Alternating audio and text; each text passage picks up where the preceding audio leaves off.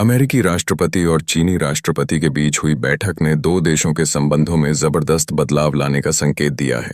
राष्ट्रपति ट्रंप ने बैठक के बाद चौंकाने वाली घोषणाएं की हैं, जिसने पूरी दुनिया का ध्यान खींचा है।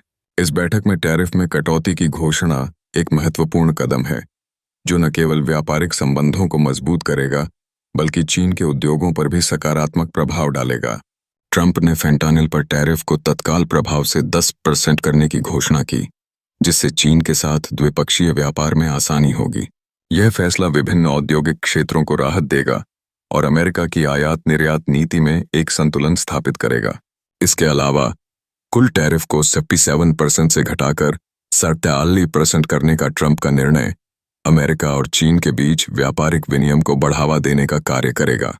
भारतीय तकनीकी कंपनी एनवीडिया के साथ चिप्स पर लगे प्रतिबंधों को लेकर हुई दरमियानी चर्चा से महासागरीय ग्लोबल सप्लाई चेन के लिए भी महत्वपूर्ण संकेत मिलते हैं।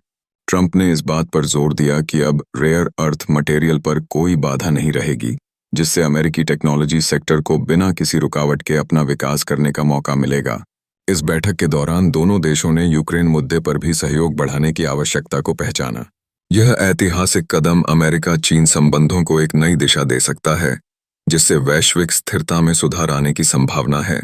विशेषज्ञों का मानना है कि आज का दिन दो सबसे बड़ी अर्थव्यवस्थाओं के बीच आपसी समझ और सहयोग के लिए एक नई शुरुआत है। अंत में, इस बैठक से जुड़ी घोषणाएं केवल व्यापारिक संदर्भ में ही महत्वपूर्ण नहीं हैं, बल्कि यह राजनीतिक विश्व में भी नई संभावनाओं को जन्म देती हैं। अमेरिका और चीन के बीच बढ़ती सहयोग से वैश्विक चुनौतियों का समाधान करने की दिशा में एक सकारात्मक कदम उठाया गया है। यह घटनाक्रम आने वाले दिनों में द्विपक्षीय संबंधों पर गहरा असर डालेगा और संभवतः वैश्विक राजनीति में भी बदलाव ला सकता है।